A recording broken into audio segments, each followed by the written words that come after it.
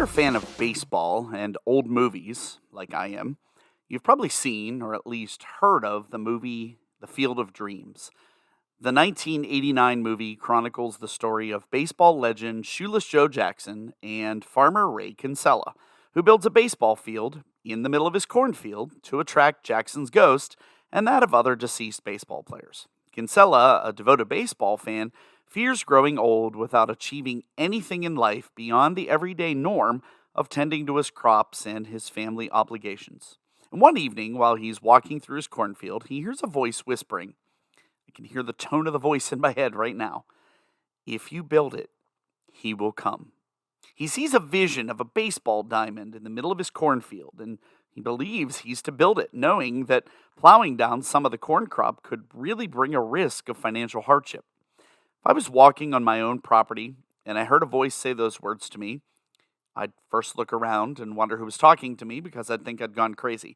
Then I'd wonder, what am I supposed to build? But you see, applying that principle in our lives has really nothing to do with building, physical stuff, or property, or baseball, or things at all. Have you ever heard of something called the attraction principle? It's a psychological principle that says this. Based on the way people act and carry themselves, they fascinate us and attract our attention. But also, they often inspire others to action and change the mood of any room they enter. A lot of them tend to be very successful in everything they do. It's the principle of attraction that draws others to them. We want to be just like those people, so naturally, we're attracted to them, to get to know them, to learn from them, and to grow alongside them. On the flip side of that, I don't hear too many people talk about experiences where people carry anger, bitterness, pessimism, despair, and somebody thinks, oh, I want to be just like them. However, that type of thinking and actions can have its own type of attraction, and not for the ways we necessarily want to think of. Negative behaviors, thoughts, and actions can draw people in. Focusing on the negative too much can rub off on people. So I guess rather than attraction, it's more like magnetism or transference, for a lack of a better term. So, are people attracted to you? Okay, maybe that wasn't the best way to phrase that. Let me remind you, I'm not talking about physical attraction or good looks here, but there are things about you, your attitude, your work ethic, your demeanor, your faith life. Do those things cause people to want to be around you, to learn from you, to grow from you, to want to spend time with you? I want to talk a little today about what makes people have that attraction principle and the things we need to be careful about when it comes to having others around us so much. In the Field of Dreams, Ray Kinsella hears a voice, sees a vision, believes, encourages others, and then follows what he's called to do.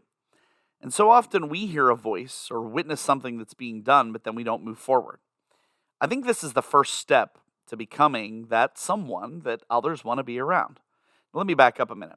Though I just laid out the steps that Ray followed, let me reiterate that there isn't a certain formula that works for everybody. It's not a big drawn-out equation or a life puzzle that you need to solve. It's actually pretty simple. So I ask you this question. If you were one of your friends, would you want to be around you? If you were a stranger who had the opportunity to work with you, would you want to? Despite the countless philosophies and studies out there about laws and principles of attraction and the many, many steps that it says you should follow, I think it really boils down to a few things that are truly faith-based, and I think it's these three. 1, do unto others as you would want them to do to you.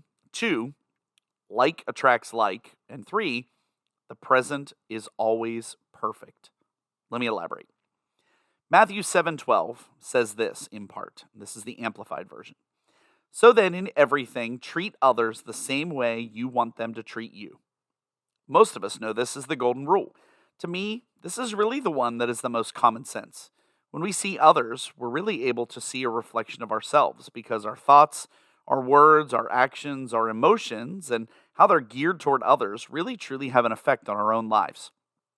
It really comes down to something as simple as adopting a service-first mindset. Now, I'm not saying we should just run around and do things for others because we expect something in return. And I'm not saying we can do everything. But we should say yes to being kingdom-minded. We need to free ourselves from the limits we set on ourselves.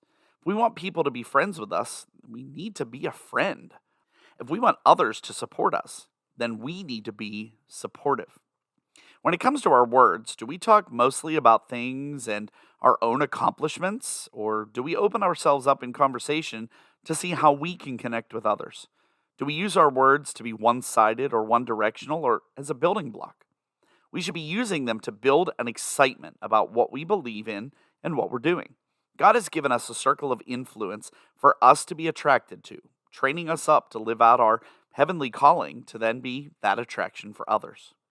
So the statement, like attracts like, what exactly does that mean? We shouldn't misinterpret it as we should only ever hang out and associate with people who are exactly the same as us. We should always surround ourselves with people who will push us, challenge us, and help us grow.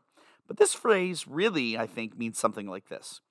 Remember in school learning in science class about how positive ions are attracted to other positive ions? It's a scientific principle that applies across all living organisms. And for humans, it often means that people with similar focuses, people with similar morale, similar life goals, those people will tend to relate better and want to spend time with people who do the same thing. People who are positive, open, and kind, they don't really tend to hang around all the time with people who are negative and closed minded. In this sense, this is where any type of principle of attraction can be dangerous for us if we're not careful. I've seen many people in my life who attract to people who are just like them, and then they develop a sense of superiority and a big ego and fall into a trap of being in a comfort zone. This sort of goes back to a few episodes ago when I talked about your circle of friends and influence. Look at the people in your life that you spend the most time with. Do they inspire you? Do they bring you down? Are they taking you in a direction you want to go? Or are they causing you to think thoughts, say words, and do actions that are contrary to where you feel you're really supposed to be? And also, I believe the present is always perfect. Now, let me explain. Perhaps a better phrase to use might be savor the moment. To a lot of people, it always looks like the present isn't perfect. There's war going on in the world. Maybe your bills are piling up. Maybe work is stressing you out. Maybe your kids are hard to manage. It's hard to see how we can call life perfect amidst so many bad things. But if we looked at our own lives, even one aspect of it, and tried our very best at that one thing, not just part way, but all the way, what would it do? What if what we have now or what we have in front of us is what we're destined for, and we don't give it our all to get there? If you're living in your calling, you should savor every moment. Let me put it this way. If you knew you needed to clean up your closet, you could go about it one of a few ways. Maybe you empty everything, take a few things off the hangers to donate, and then just put the stuff back.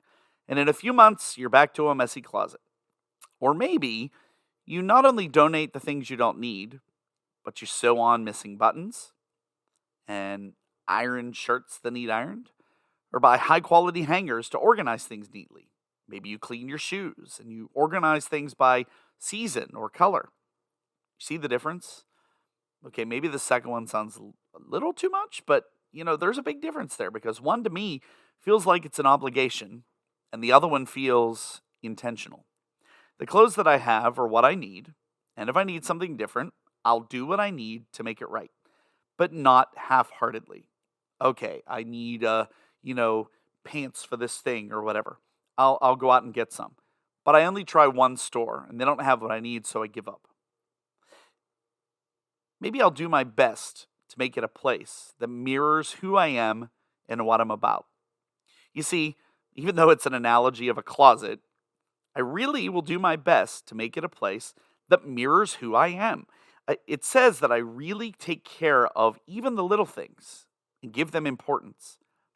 I heard it said by a CEO one time that they wouldn't hire somebody whose car is a mess. Why? Maybe if they can't keep their car tidy, how can they be trusted with millions of dollars in company assets? Ultimately, you can take this approach with every single aspect of your life. But try just starting with one thing for now. Maybe it's your job. Maybe it's time spent with your kids. Maybe it's quiet time you get to spend in the car talking to God. Whatever it is, savor the moment and give it your all. So this brings me back to my initial question. With all that said, why would people be attracted to your personality, your demeanor, your work habit, why would people want to be around you? Do you do unto others as you would like them to do to you?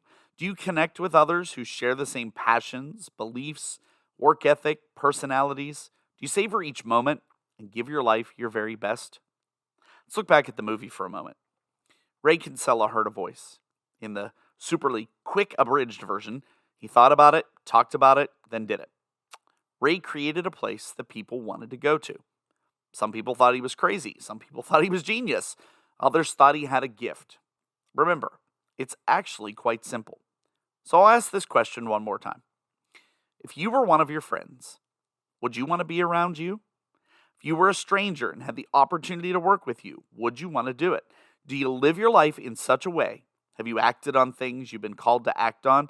Have you gone after your calling in life so passionately that everybody wants to learn from you, be like you, grow from watching you, savor the moments they get to be around you?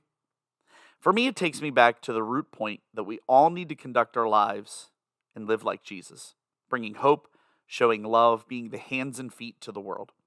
Philippians 1:27 says this. This is the English Standard Version. Only let your manner of life be worthy of the gospel of Christ, so that whether I come and see you or am absent, I may hear of you that you are standing firm in one spirit, with one mind, striving side by side for the faith of the gospel. Major League Baseball built their own Field of Dreams within the past few years, and I'm sure if I ever saw it in person, it would be a spectacular sight to see. It'll draw thousands and thousands of people to see it for its architectural beauty and, the significance and connection with the movie and the story. But beyond that, what will attract people to it? Do you give people a reason to be drawn to you? If so, why do they come? Ray Kinsella also hears the voice in the movie uttering the words, ease his pain and go the distance. I think we're called to be a beacon of light that is so bright, people won't want to look anywhere else. To bring people to us with a love and a heart and a genuineness that is so big and so real, we can be just what they need when they need it. And with that, we must not forget the principles that will encourage people, not only draw them to us, but then in turn, be their own attractive personalities and continue to grow and help them go the distance. Honor those who deserve honor. Be excellent in all you do.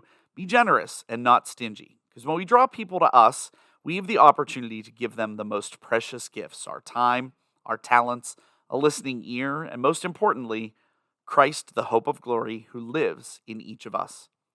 If you build it, they will come. And your field of dreams, your mission field, can soon become your reality. Are you ready for your field of dreams? As always, I really do appreciate you taking time to listen. We'll see you back here next time, and we'll have more for you on cue.